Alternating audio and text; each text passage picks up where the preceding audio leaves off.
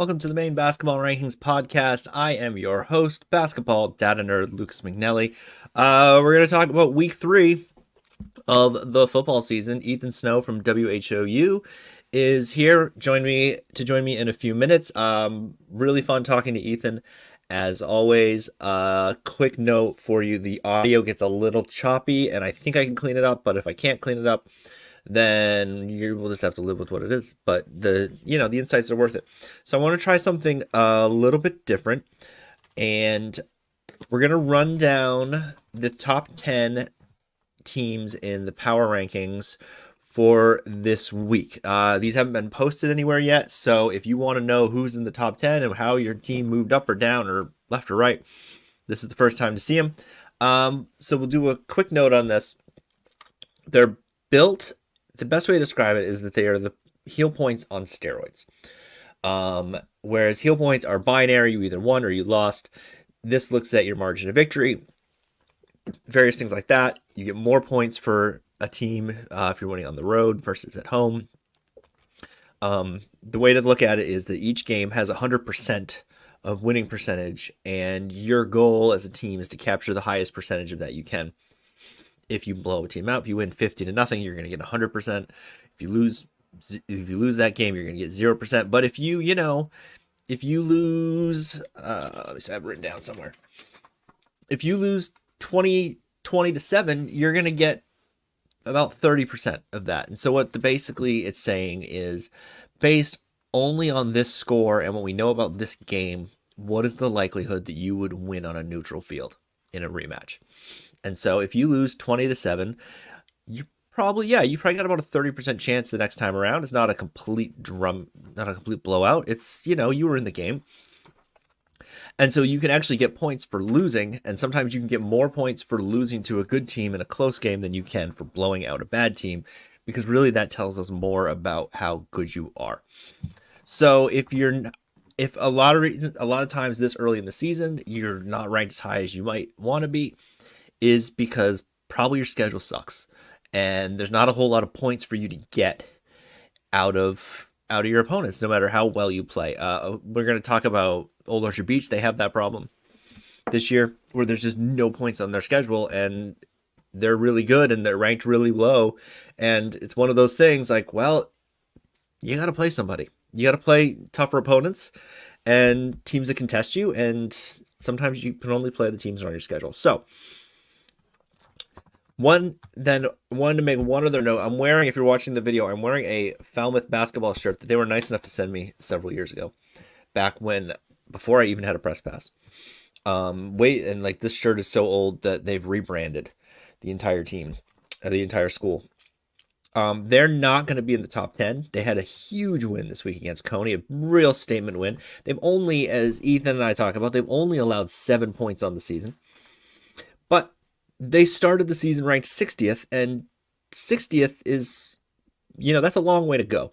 So I believe in the rankings, they're checking in right now at 16th, 1 spot below Orono, and 2 spots below Leavitt. 16th, it's very respectable for this early in the season. They're going to play Freiburg this weekend. So if they can continue their winning streak, then they will definitely vault up a few more spots. But for right now, they're in 16th. Just want to shout out that I'm wearing the shirt because I'm a believer in Falmouth this year, and we'll see how high they can climb. So anyway, so number 10 we have Kennebunk. I forgot to bring up their thing. They are, I believe, 3-0. And I wrote all of these down except for one, and that was Kennebunk. Yes, they are 3-0. They beat Westbrook, Gorham, and Marshwood to go to 3-0. They're ranked number 10. Number 9 is Oceanside. Oceanside has a loss to Foxcroft Academy, but they also have a really nice win against York this weekend. They beat York by 5 on the road. Number 8, Thornton Academy. Thornton Academy, I feel like they're going to finish higher than 8th, but the problem is they played Bangor. Bangor's ranked 41st. They beat them 42-0. They blew out Wyndham, who's ranked 45th. As you might imagine, 41 and 45 don't have a lot of points to work with. And the opportunity they had to get points was against Bedford, and Bedford from New Hampshire is real good. And so they lost that game. They have Bonnie Eagle this week. That'll be an interesting one. Number 7 is Herman. They beat Madomic Valley on the road 14-8. They beat Messalonsky 34 to 35, 25. I might say 34, 25. My handwriting's awful. They beat Hamden 22 to 21. So, number 6 is Mount Ararat. Mount Ararat beat Morse. They beat Lake Region, and then they stunned everybody this week by handing it to Orono, who is 15th. Number 5 is Lawrence. They blew out Gardner. They had that loss to Cony 42 to 21, and then they beat Skowhegan 32 to 7. They're getting a lot of help from last year because they were real good last year, and this uses last year's stats as a starting point and last year's rankings, which is what's happening with Falmouth. It's the thing that's keeping Leavitt up as high as they are. The short version of it is the model is sort of trained to go if you lose opening night, if you get blown out opening night, and we've seen it in basketball. Let's use Falmouth for an example. If Falmouth gets blown out on opening night, you're not going to go, well, they're clearly done and they're not going to make the tournament because they're Falmouth and they'll be fine. So the model wants to see a couple losses before it starts to give up on a team. Number 4 is Freiburg. Freiburg beat Biddeford 40-8. They beat York 33-20, and they beat Cape 34-8. Ethan and I are going to talk about Freiburg in the discussion. We're also going to talk about Deering. Deering is number 3. They have a win against Marshwood, a really impressive win against Marshwood, 35-8. They blew out Biddeford, as I think everyone expected. And then this week, they went and just took it to Leavitt, 35-6. Number 2 is Cony. Cony has a win over Meso. They have that nice win over Lawrence, and they lost to Falmouth 21-7. You would think maybe they would fall further, but they had a little bit of a lead on everybody, and they got some points out of that Falmouth game, and it just wasn't enough to knock them down, or nobody else was able to win. The teams near them weren't able to win and keep pace. And then number 1, we have Foxcroft. Foxcroft 71-7 against Belfast on opening night.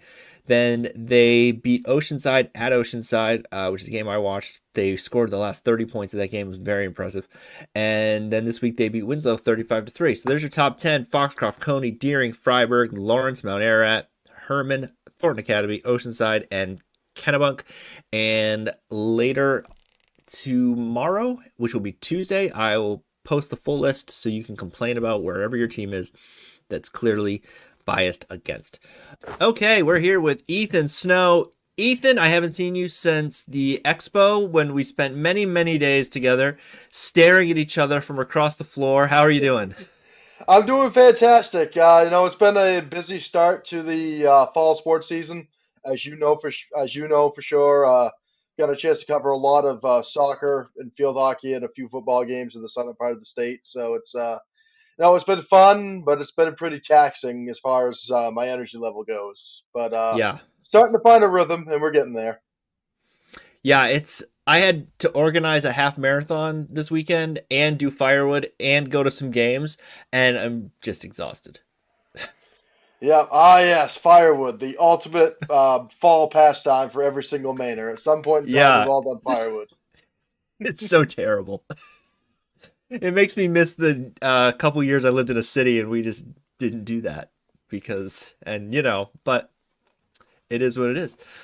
All right, so let's overreact to week 3. Do you want to go over some games? Do you have anything in general that you want to lead off with your big overreaction?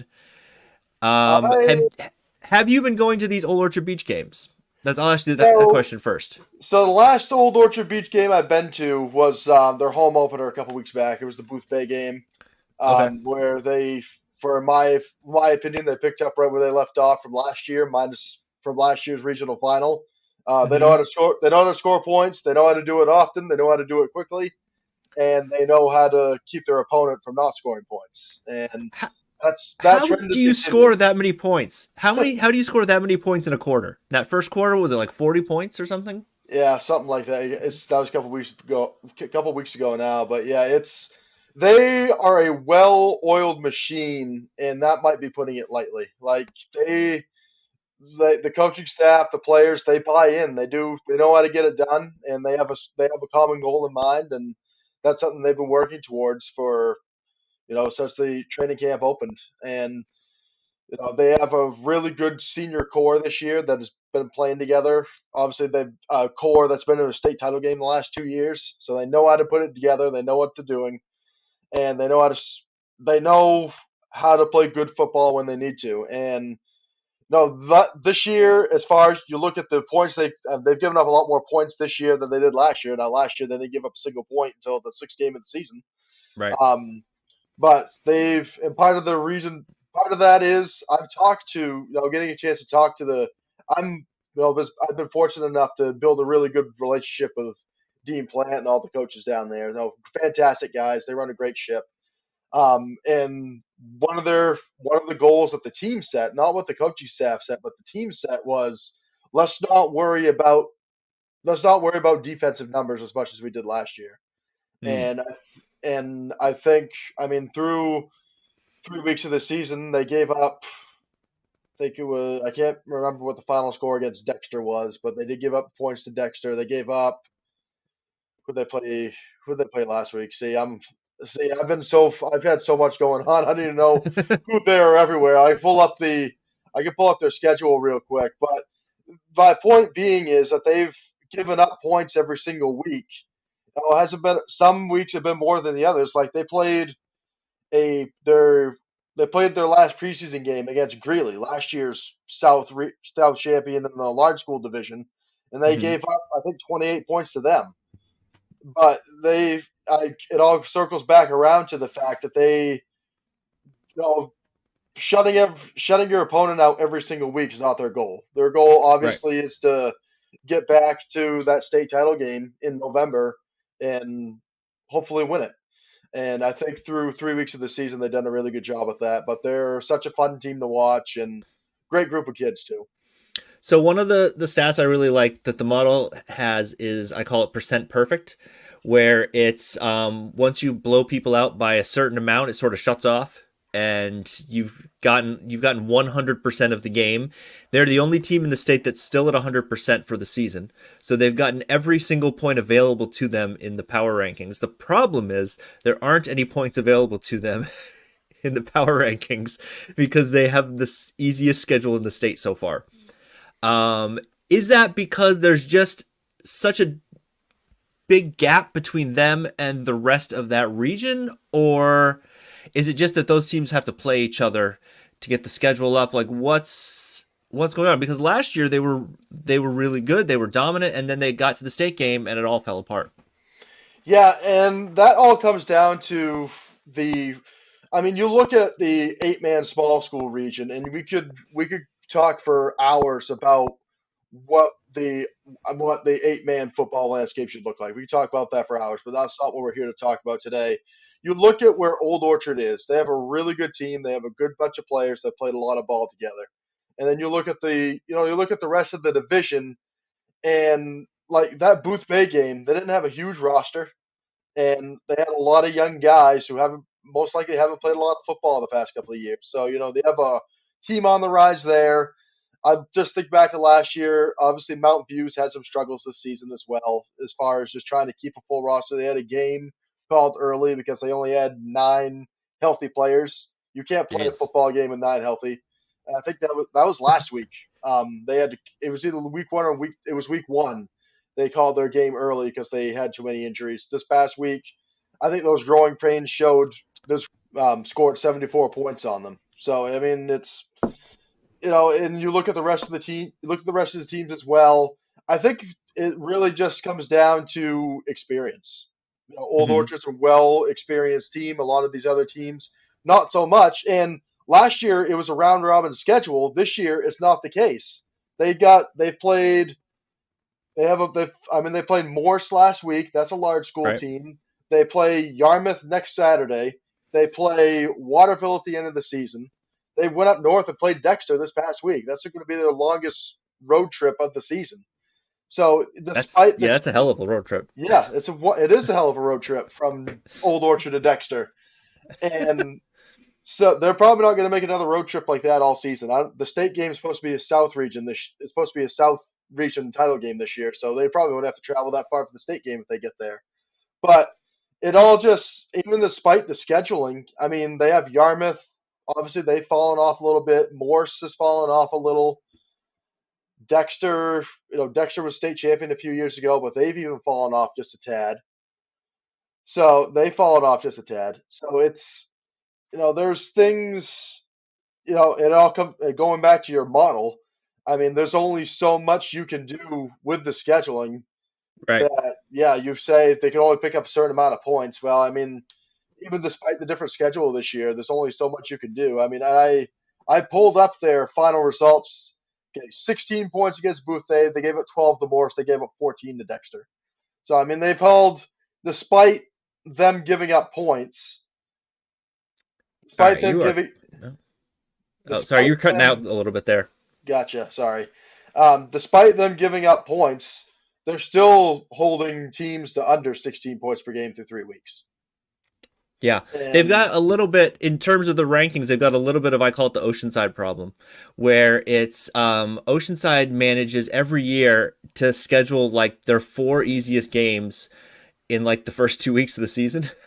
And so they blow everybody out and they're winning these games by 30. And they're like, why are we ranked higher? It's like, well, you're playing my Sisters of Mercy. Like, you should beat these teams by 30. Let's see when you go and play one of the real teams on your schedule what happens. And sometimes they keep blowing people out. And sometimes they, end up 13-5 or they end up as the 7 seed. And so it's just really tricky to figure out exactly how good a team is until they actually play somebody who can hang with them. yeah, you're exactly right. And it's in Old Orchard. And for the Gulls, I mean, they just got to keep playing their style of football. And we saw last year them getting stopped short in the state title game. And I would say that was part of the why they got stopped short in the title game the way they did. It's because the starters didn't play past halftime last year. And I mean, the same has rang true through the first half of this season as well. And maybe one of their opponents coming up can change that. Maybe they can get some snaps past halftime. We'll see. And I think, and not to change gears real quick, but I think that's why what happened to Foxcroft in that D game, that D title game after Mm, what happened is they were blowing opponents out of the water all season. They ran into a little bit of adversity. They didn't know what to do late in the game. So for Old Orchard, now on the flip side for Old Orchard, they're still going to be around for a long time because their freshmen and sophomores have been getting a lot of varsity minutes, and they're right? looking really good. So I think even after this senior group graduates in the spring, Old Orchard's going Hmm. to be hanging around for another few years. So I mean, on the flip side of that, they'll be in good shape. Obviously, they're still want to keep their focus on the present. But if we have for a third straight year, we have an Orono Old Orchard State game. It's all going to come down to who's got that later game experience. And we just Right. saw Orono have their first loss of the season. And speaking of Orno, This past week, they lost to Mount Ararat. where's my So it's notes? going to be, They got blown out by Mount Ararat this yeah, week. yeah, they lost to Mount Ararat this past week. So it's going to be that a hypothetical 8-man small school state game between those two teams is all going to come down to who can overcome the adversity first, because every state game has some. Right. And so speaking of Mount Ararat, they're up to sixth in the power rankings. They beat Morse, they beat Lake Region, and then I was pretty surprised with the result over Orono of the 56-26, especially how much they beat them by. Yeah, from the people that I've talked to, they're not so much surprised that they're not as surprised Mount Ararat won. The big surprise is how much they won by, as you just Yeah. mentioned. It was a blowout of a game. They led big at the halftime break. Orono tried to crawl their way back in, but Mount Ararat had a response to every single one of Orono's comeback attempts, and that I would say that was one of the bigger surprises of the week was Mount Ararat doing what they did against Orono, who came in winning 12 straight games. And Yeah, that was my big surprise.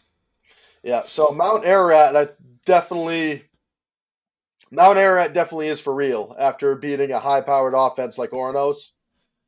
And what sucks is I wish Mount Ararat played Old Orchard in the regular season because that would be a really fun matchup to see. And it's a much easier trip. Yeah, much easier trip. I think hour and change, something like that. Yeah, I mean, if you're gonna play Morse, why not play Mount Ararat? That's even closer. Yeah. But no, I don't make the schedule. That's we could talk about scheduling for hours, and it's you're never gonna make everybody happy in that essence. But Well, yeah, Mount Ararat definitely is for real. They turned a lot of heads this weekend with their win. They're off to a 3-0 start. Their first two games, it was like, all right, okay, they look pretty decent. They went out and blew out Orono, and so Mount Ararat definitely yep. Okay, Mount so Ararat definitely put Mount Ararat definitely put the rest of the 8-man large school division on notice with their blowout win over Orono this weekend. all right, so you're cutting in and out a little bit. You're sort of freezing on me, but just power through, and we'll see if we can stitch this together. And if you're listening, it's the internet in Maine. What do you want from us? All right, so another big surprise I had, and while I'm wearing this shirt, is Falmouth over Cony. So Falmouth, to set this up, and I think I'm going to talk about this in the opening that I haven't recorded yet. Falmouth started the season 60th in the power rankings. They won, I think, 2 games last year, and all of a sudden they're 3-0. And is this the biggest surprise in a positive direction of the year? I think everybody expected that Falmouth was going to rebound after last year. The way last year went, they had the forfeit that game to Portland. Mm-hmm. They were running short on players. Obviously, there was a lot of things going on behind the scenes with the old coaching staff and all that. So Right. when they brought in a new coach, they brought in a whole new system, and I think everybody expected a little bit of a rebound. I just don't think that they expected it this much this soon. I Yeah. mean, they've given up 7 points through 3 games in Class B. That's impressive no matter who you are. And that 7 points came late in the game to a high-powered Cony team that's expected to be was expected to be the favorite in B North this year. And here comes Falmouth out of the gate, didn't give up a point in the first 2 weeks, and only gave up 7 to Cony. I mean, Falmouth has definitely made defense a forefront of their scheme this season, and they keep this up. Falmouth is going to have.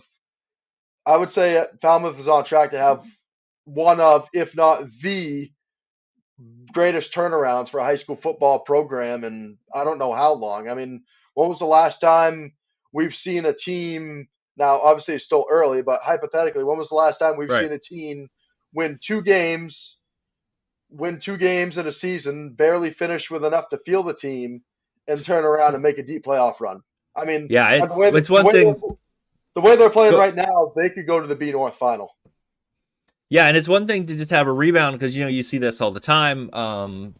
You get some good freshmen or whatever, but to not have enough to field a team is a real like red flag, and that's not a thing that tends to get fixed by just one or two like good new players coming in. You know, so for what that coaching staff has done, and I think I'm going to try to get someone from there on here to talk about this because it's looking like a pretty compelling story, is super impressive. And I got home Friday night and I had Coney as number 1 in the power rankings in the model through 2 weeks, and I was like, well, maybe that's a little high. And then 21-7, I was like, oh, holy hell. Yeah, it was definitely a big surprise. Big surprise to a lot of people to see Falmouth Falmouth not only put up a fight against Cony, but to go up and shut down their offense and hold them to 7 points. And they've still only given up 7 points all season through 3 weeks. So they've And this made is defense. Yeah, and this is a week after Cony put up 40 points on Lawrence, which, is just nuts. Um all right, so let's do this. So I sent you earlier the rankings for this week. And so I want to get your thoughts on the top 10. So I'll run them down because I'm going to do this in the open, but we'll run it down anyway. Number 1, Foxcroft. Number 2, Cony. Number 3, Deering. 4, Freiburg. 5, Lawrence. 6, Mount Ararat. 7th, Herman. 8th, TA. 9th, Oceanside. 10th, Kennebunk. The problem TA has, and I think everybody would agree that they're probably should be higher than 8, is they've only really had one game where there's any points for them to get, and they lost that game. But they did Yeah, lose it to a team from New Hampshire. yeah, that's been the story with Thornton Academy for a long time now. They constantly have one of the best programs in the state. They're always there at the by the time the end of the season by the time the end of the season comes around. Just with the way they do their schedule, I mean, they've played Bedford, New Hampshire, who's been one of the top teams in New Hampshire for many years now. They go up Hmm. against Bedford and they led. I mean, they led against Bedford in the first half. Oh, did It's they? not like, yeah, they led at one point in that game and came up just a little bit, and Bedford turned it up in the second half, ended up pulling away late. But that's the thing with TA is they always set themselves up for success. I mean, they're successful throughout the season, but they set themselves up to make sure that they are in the best position that they can be in come playoff time. And by playing a tough schedule that they do that. I mean, we saw a perfect example last year. What were they, 5-4 going into the playoffs, Something like that, yeah. and they they won the state title game. I mean, Yeah. they lost to Portland in a shootout in the season opener. Played the juggernaut that was Leavitt. Lost to them. Lost to Bedford. I can't remember who the other loss was to, but they had 4 losses going into the playoffs. That's unheard of for any other team Yeah. to be 5-4 going into the postseason in your state championship caliber team. That's just what TA does. And they've got Bonnie Eagle coming up this week. That's one of the games that caught my eye, along with I us. I want to talk about Bonnie Eagle for a second because All this is a right. team. The This floor is is a yours. team. This is a team right here that I think has had one of the better week to week turnarounds that I've personally seen in a while.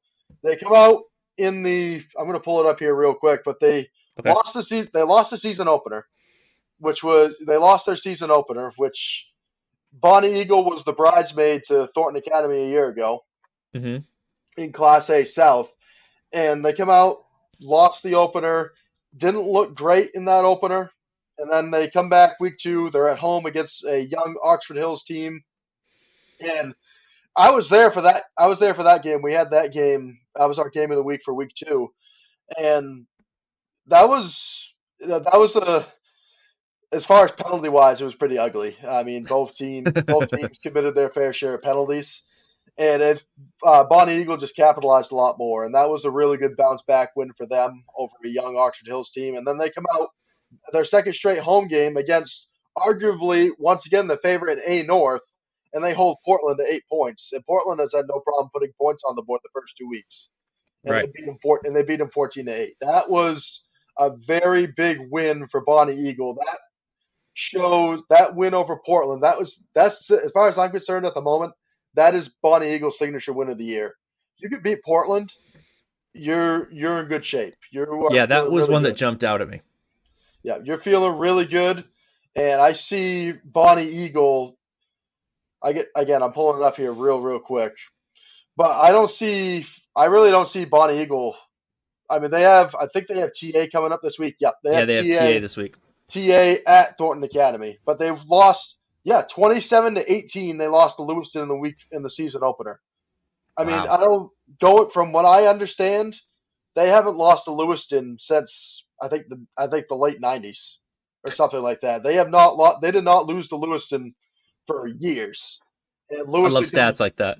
yeah, and Lewiston comes out and Lewiston came out. So great job for Lewiston to come out and beat a perennial contender like Bonnie Eagle. But for BE to then turn it around and win their next 2 games against Portland, who's the defending A North champion, That's a huge win right there. And they have an even bigger game coming up this weekend when they got to head down to Saco and take on Thornton Academy. That should 1 o'clock start down in Saco. That's going to be a good game for them.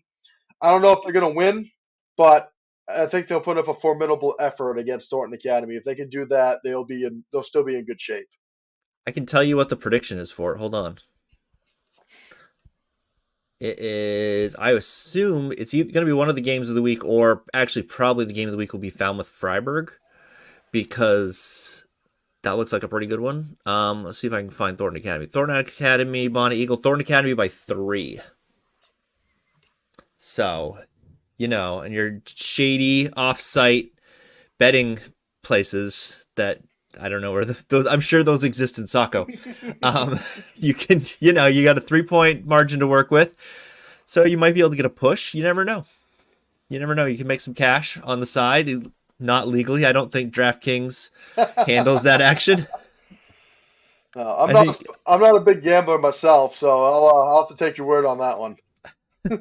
I do it for it's entertaining. It's I bet like $1 a time, and sometimes I hit something, and most of the time I don't. Hey, that's the way to go. Dollar here, dollar there. Dollar here, dollar there. Then you don't really care if you lose. It's like, whatever.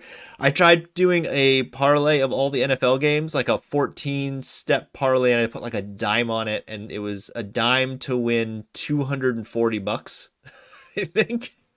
And it didn't hit, but something stupid to do. Would have been crazy if it did. It's only got to hit. It's only got to hit once. All right. So who else do you like in this top 10? I was surprised to see Deering there. Yes, that's the team I want. When I was looking at these earlier, when you sent it to me this morning, I saw Deering sitting at number 3, and that's the team I wanted to hit on. Deering is a team on the rise, and they have been since last year. They went 500 a year ago under new head coach Brendan Scully. So Deering's feeling good. Had to feel good because I believe they won. I think they either went winless or only had one win the year prior. I don't have it in front of me off of memory. They didn't. It wasn't. They weren't in a good situation 2 years ago. We'll put it at that. So Brendan Scully comes in from Massabesic, turns that program around. They go 500 on the year. I believe they won a playoff game again off of memory. They won a playoff game. So fantastic. They ended up falling in the semifinal round. But that's still a really good season. And here they are 3-0 Take a look at their schedule real quick. They beat Marshwood. Yeah, they beat Marshwood for a second straight season. Not only did they beat them, it wasn't even a game. 35-8 was the final score. It wasn't even close. So you beat Marshwood. Of course, Marshwood, not the same program they were 5-6 years ago when they were winning state titles every year. But you beat Marshwood, you've got a big win. And then they're still in the top 25 in the model. Yeah, and I want to get back to Marshwood here in just a little bit, but looking down through Deering's week 3, they go out and blow out Biddeford 56-7 in their home opener.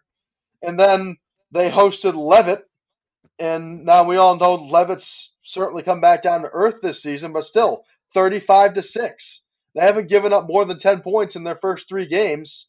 Now the big tests. Now they have 2 really big tests coming up. Deering does. They got Massabesic this week, who was also undefeated, and then they get the defending champion Kennebunk next week.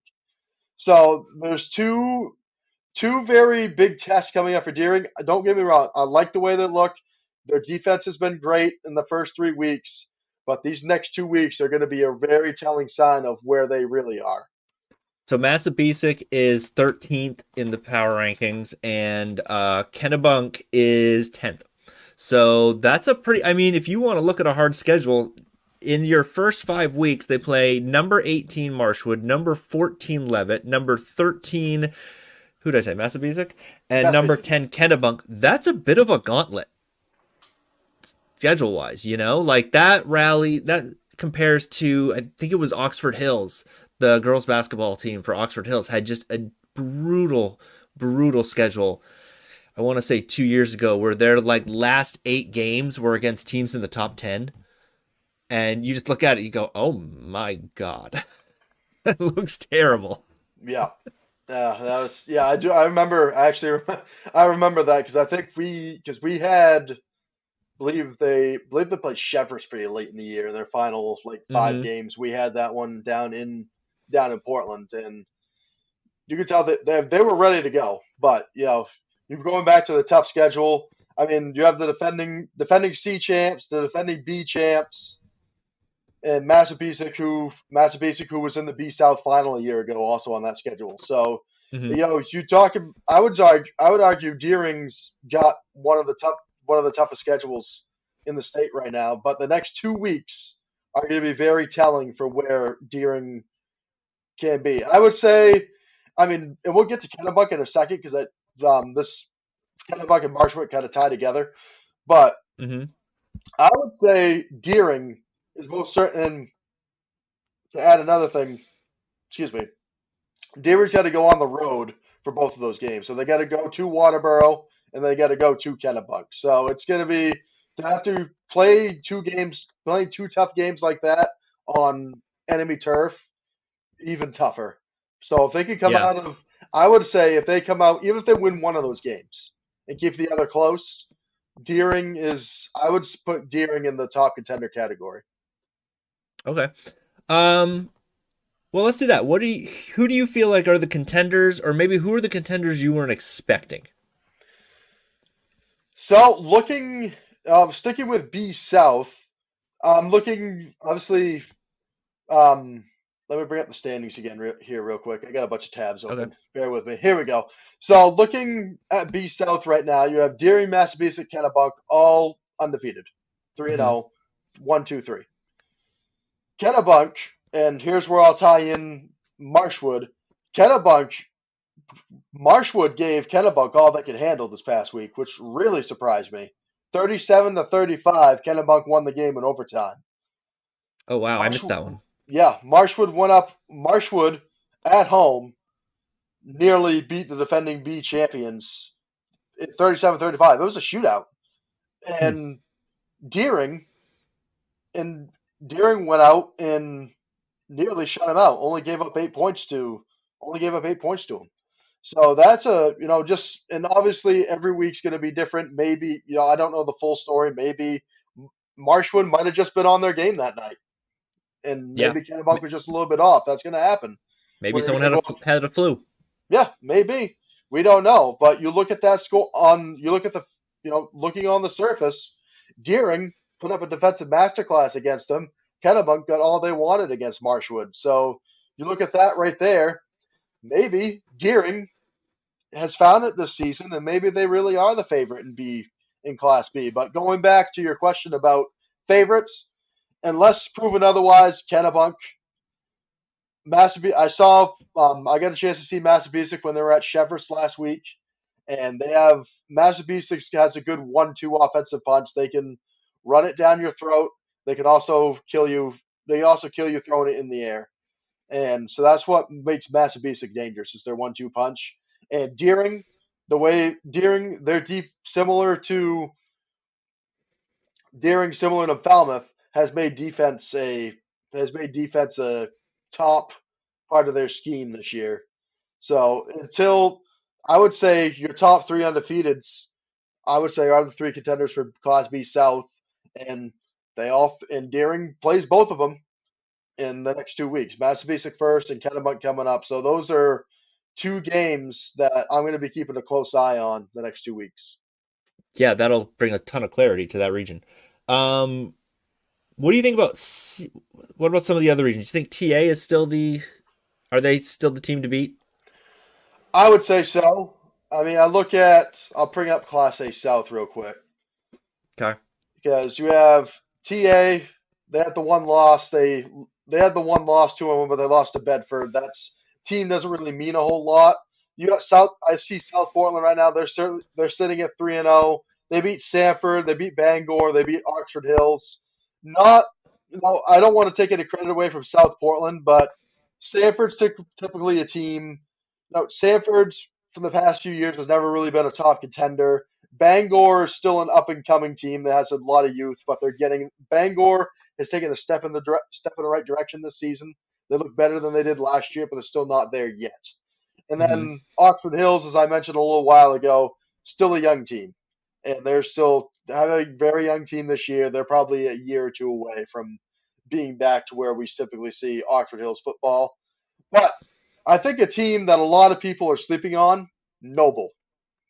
Noble. Oh, And they sit at 3-0 right now, and they're currently being led by no, they're led under center by somebody who a lot of people know on the basketball court, Jameer Rose.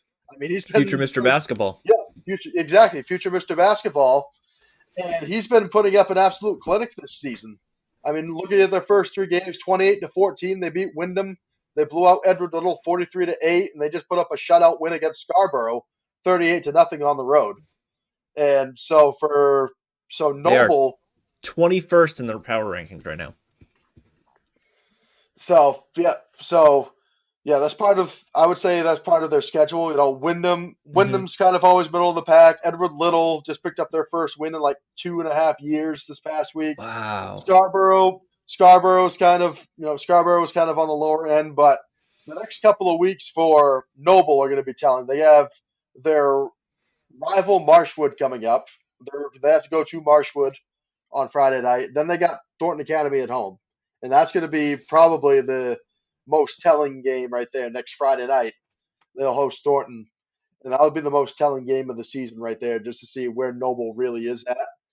Yeah. Then they'll head to South Portland. They'll host Bonnie Eagle, and then they'll host Sanford to wrap up their regular season. But Noble right now has really impressed me. Again, the schedules helped them out a little bit, but I believe Noble is I think Noble has a good chance of giving Thornton a run for their money. I don't know if they can beat Thornton. Maybe. They will have home field advantage for that game next Friday night, but kind of like B South until proven otherwise. I would say Thornton is still a. Thornton. I would say Thornton, Noble, Bonnie Eagle. That's Okay. where I'm at for that's where I'm at for what A South looks like right now. And Noble plays Bonnie Eagle late in the season as well. So those are two games right there. They're going to be very telling for Noble as the season goes on. But I think Noble, with a high-powered offense led by Jameer Rose, is going to be tough for any team. Yeah, yeah. What's your read on C South? We talked a little bit about Leavitt. They have the two losses, but they are looking like two pretty good losses, and they are losses that are not in their class. They lost to a Class D school, and they lost to Deering. So is it still? Do you still think they come out of the South, or is it somebody else? I believe this year will. I think this year will be Freiburg's year to shine in C South, and Okay. I'll tell you why. Freiburg last year. You ask anybody at Freiburg about the ending of last year, they'll most likely tell you that was the year that was the one that got away from them. And they were up double digits on Leavitt in that Class E South final, and Leavitt pulled through and got I think it was a 3 or 4 point win. But Yeah. Freiburg gave them all they wanted, and they were feeling really good. I would say they were feeling really good about winning, shocking the state, shocking the world, and nearly beating Leavitt on their home turf in the C South final. And so Freiburg's playing with a lot of motivation this year, and they've shown it. They're off to a 3-0 start. They've, Gonna pull up their they've got a schedule real really quick. nice win over York, 33-20 over York. Yeah, 40-8 over Biddeford, 33-20 you just mentioned over York, and 34-8 over Cape. So Freiburg has put up the good win over York, and then a couple of blowout victories as well. And similar to a lot of the other teams we talked about tonight, their game this Friday, they're going to head to Falmouth this Friday to take on Falmouth, a team that has only given up 7 points this year. And Freiburg has not scored, has the lowest amount that Freiburg has scored is 33, and that was to York. So that'll be a big test for each of those teams. Can Freiburg keep Yeah, up their yeah. offensive output, and can Falmouth keep up their defensive intensity? That's going to be a big test for Falmouth. And then again, I just kind of sound like a broken record at this point. That'll be a good that'll be a good gauge to see where Freiburg really is at offensively when they face what's proven to be a quality defensive opponent in Falmouth. And take a look at the rest of their schedule. They'll go on the road again. They'll go on the road next Friday night, the 4th, to take on Leavitt. And they're going to head up to Leavitt's home turf. So, they're going to be playing with a lot of extra motivation for that game. Then they'll host Brunswick, be home against Wells. They'll take on the defending D champs, and then finish it off on the road at Gorham. But looking at that schedule, Freiburg, I looking at that schedule and the way everybody else has played in that region, I don't see. I just don't, unless they get plagued by some injuries. I think C South is Freiburg's to win. I really do. Interesting. All right, so we'll finish off the South. What about D South? Is it Winthrop? D South, I would agree that it's Winthrop Hall. It would be Winthrop, Monmouth, Halldale, however many schools they got in their cooperative effort. But they right out of the gate, they immediately week one out of the gate, they put everybody on notice by beating Leavitt 30-0. Oh Not yeah. only they beat Leavitt, they shut them out, and it was a blowout. I mean, that's a big telling sign right there. Then a 56-14 win over Lisbon, and they just beat Freeport 35-6. And looking at the rest of their schedule, well, they finish it off with Wells at the end of the year. That'll be a rematch of last year's D South final. And if you ask anybody, and I was at that D South final a year ago down in Wells. Winthrop showed some really good signs, but their inexperience, their youth really showed as well. And they have Hmm. most of that team back from last year. They've can tell that they've put focus on trying to win this region this year. They're looking. They believe that they put it together, and then they can make a run at Wells and try to dethrone the Warriors. So I would definitely, seeing the Winthrop co-op go make a run to the D state championship game this season, most certainly not out of the question. I would say they are just as, if not more of a favorite than Wells is this year. I know Hmm. Wells has a lot of their pieces back from last year as well, and under Tim Roche, Wells knows how to put together a championship effort. They've done it a lot over the past half decade or so. So, I would say Wells and Winthrop. If that's a rematch in the D South final again this year, wouldn't be surprising at all to me. Very cool. Very cool. Okay, I want to run a thing by you. You tell me. I just want to get your reaction to this because I know you love the parents who overreact to sportsmanship nonsense. Okay, so I'm at Madomic Brewer football, right? So Madomic's up 20-7, like 2 minutes left. They give it to this freshman kid they've got, who's looking really promising as a running back, Ruiz, and he breaks a bunch of tackles, scores a touchdown, minute 20, whatever. They go up 28-7. Brewer marches down the field. They're trying to get something out of this. They they have a spike play, a bunch of stuff. 2.2 seconds left. They call timeout. Down 28-7.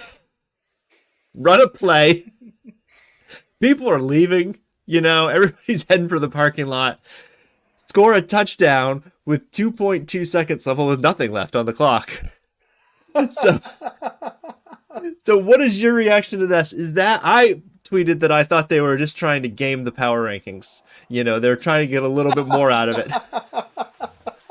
What's Oh, your reaction to that? Is that a horrible sportsmanship move? Is that a play to the final whistle? What do you got?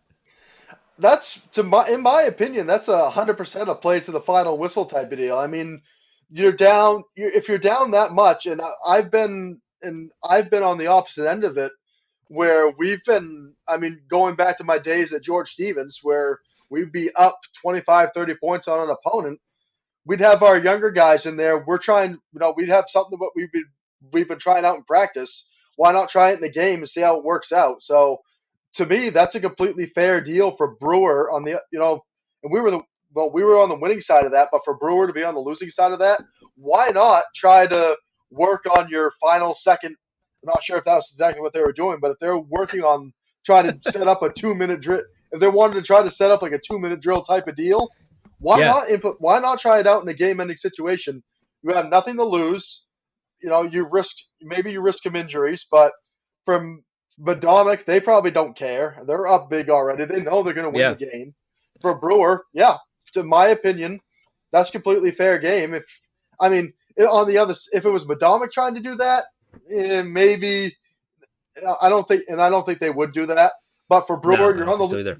on the Brewer for Brewer, you're on the losing end. You already know the game's decided at this point. So why not try to work on something for the future? So Yeah, yeah. to me, in a game situation, because it's doing it in practice versus doing it in the game, huge difference. So to have that done against a different defense in a regular season game, completely fair in my opinion. I completely agree. It's a real game situation. The other team can stop you if they want to. They're allowed to try to stop you. You're not running the score up on anyone. And like you said, it's a chance to work on your 2 minute drill and some, with live bullets, as they say. Yeah, exactly. And I mean, there's no harm besides risking some injuries. There's no harm in doing it. yeah, I'm sure Madomic. I'm sure at the end of the day, both coaching staffs came together. It was just like, yeah, that was a cool deal. We don't care. yeah, At least if I was a part, if I was a coach on the Madomic staff, if I was a coach on the Madomic staff, I honestly would like to see that. I want to see how my guys respond on the defensive end to a 2 minute drill like that. And there's that. if it's not so great now, I don't know if Madomic's second stringers were in there or if their first team defense was still in at that I think point. there was some second stringers. Probably mostly second stringers with that score being like that. So for younger guys to get experience like that on the defensive end, that's still great. So I think both parties benefit in that situation. Yeah, I think that's the read I got talking to people afterwards, that nobody seemed to care. And it was like, yeah, all right, whatever. They're working on stuff. And all the parents who would get upset were already halfway to the parking lot. So, you know. Yeah, win-win for everybody. They don't find out about it till after the fact. Maybe they complain less. The only problem was the scoreboard operator didn't put the score up. And so they left the score at 28-7. So there was some question as to what the actual final score of the game was. And I think that was the bigger issue. Everyone going, wait, did that actually count? Was that, but other than that, nobody seemed to care. But people always freak out about this stuff. So I thought I'd run it by you. Yeah, well, as you and I both know, we've both been in this game long enough to know that at the end of the day, you're not gonna make everybody happy, and No. somebody's always gonna have to complain about something. It's just the way people are. And if you want to hear next level complaining about the refs, can I recommend going to a field hockey game? Because nobody knows the rules to begin with. They're very confusing. They make no sense whatsoever. They blow the whistle a lot. And it's a lot of parents going, I don't understand what the rule is, but it's clearly the wrong call.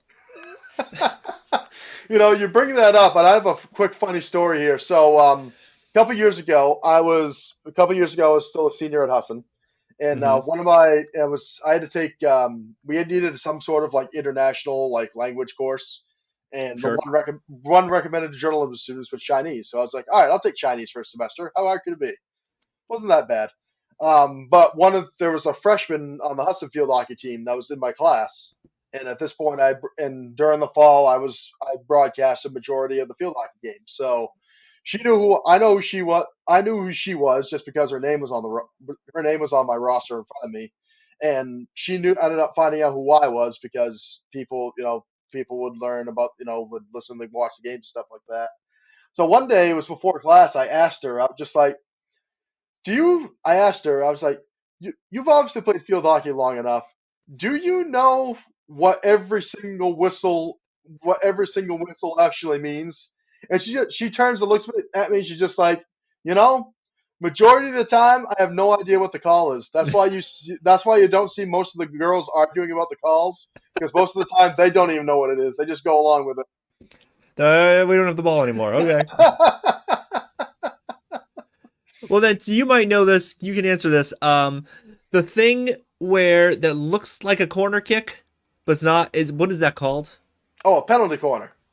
Is this a penalty corner? No, no, not. I think the ball goes out of bounds on the end line, and so then they do the thing where they have the circle. They're in the circle, and like the 4 or 5 defenders get in the Yeah, goal. yeah, that's a penalty Yeah, corner. it's Yep, called a that's penalty. penalty corner. Yep. Okay, Or corner, penalty corner. It's either or works. okay. I've been Um, calling it a corner because it feels like a soccer corner, and I just yeah, don't know. yeah, corner works too. Penalty corner. When I was first learning field hockey in college, I was taught it was a penalty corner, but penalty corner. Either of them works. I'm currently dating a woman who played field hockey for Farmington, so she's Oh, taught me. okay. She's helped me refine my field hockey knowledge and Hmm. terminology. So she's pretty much almost gotten me all up to date on that stuff. Well, there you go. See, I will now. I know who to ask all my field hockey questions because I have so many, and they keep Yeah, coming up, and I go, "What's happening in this game?" yeah. I've called my fair share of field hockey games, and even I don't know what some of these stoppages are. I do know you can only hit. Sometimes they'll call a whistle if the ball hits the wrong side of the stick. You can only hit the ball with the non-rounded side of the. If a field hockey stick's got that Yep. rounded end to it, can't hit the ball Hmm. at that end, and you can't stick can't go higher than a certain point. You can't kick it. You can't do that. Yeah, there's a lot of things you can't do with a field hockey ball that result in a change of possession. Yeah, and some of them don't make any sense. You're just like, okay, all right. I guess they don't have the ball anymore. All right, so you're still doing WHOU stuff, right? So who do you guys have this week? So this week, see if I can remember this off memory. I believe. Ooh, I think it's Wyndham and South Portland this week. Okay, I know we're in South Portland Friday night. We have two South Portland games. One of them is Wyndham, and the other one is Noble. Let me look real quick. Okay, it is Wyndham. Yeah, Wyndham Friday night. okay, That's very that's cool. the, that's our game of the week. That Rob and Jared and Rob will have the call for that one. At the moment, I'm planning on being down at Old Orchard for their game against Trape. That's also Friday night, so we'll have a couple games going on down in the South region for football.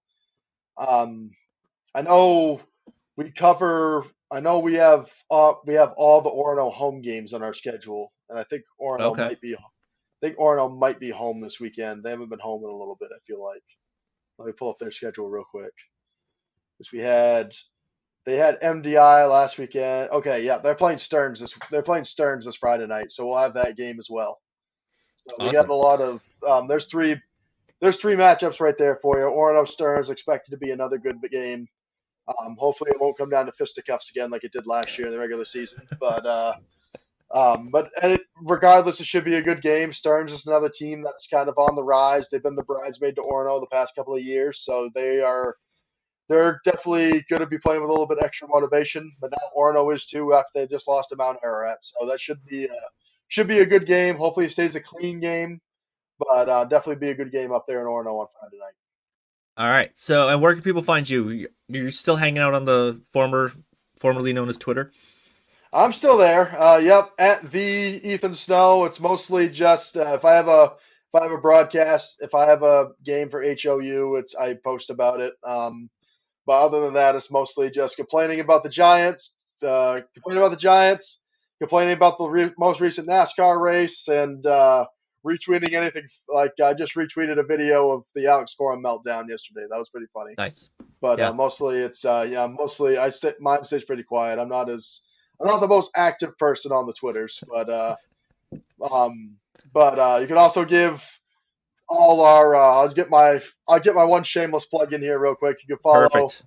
You can follow WHOU.live on Facebook, WHOU.live, and at WHOU_live on both Instagram and Twitter. And you can subscribe to WHOU Live and watch all of these games from all Yep, over the state and even into absolutely. basketball season. Most certainly, yeah. Don't even want.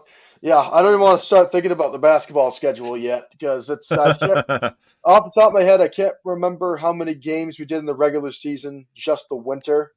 It was I a lot. wanted in the southern, just in southern Maine. I want to say we were, I think, between 40 and 45 in southern Yeah, that Maine sounds about alone. right. So we had a lot. It helped. What I'd like about doing games at Old Orchard, Old Orchard does this quite a bit. They did double headers last year, girls and boys on the Ooh, same night, which I like a double we, header. we could get 2 games in, and we get 2 games in one night. So that was a big help. Since they And then you last can year, go to the arcade afterwards. yeah, exactly. It's You can go fantastic. It's a win-win. get some peer fries. It's great. Yeah, even though I don't know how the pier would feel during the middle of the winter time. Might be a little chilly. I'll have to bring my It jacket, but might be a little depressing. might be the only person there too. Probably not a whole Nah, lot going on. there'll be someone there selling drugs. I'm pretty sure. Oh, most certainly. There's always somebody somewhere selling drugs. All right. Well, Ethan, thanks so much for doing this, and I will see you, if not before then, at the expo. Always at the expo. It's a yearly tradition at this point. Oh yeah. All right. Thanks a bunch. Thank you. All right, that's the show. Thanks again to Ethan for joining me and talking football. We'll have a different guest to overreact to week 4 next week. In the meantime, if you enjoy these things, please like and subscribe and do all the things that the YouTubers tell you to do, or the YouTubers who are telling your children to do. And it's all very annoying, but it's all very helpful for algorithms and whatnot. This has been a production of MaineBasketballRankings.com, your source for the most comprehensive coverage of Maine high school basketball from Ashland to York and everywhere in between. This podcast is available wherever you listen to podcasts and a bunch of places you don't. If you enjoy it, like I said, please leave a nice review because it does help. Tell your friends, tell your enemies,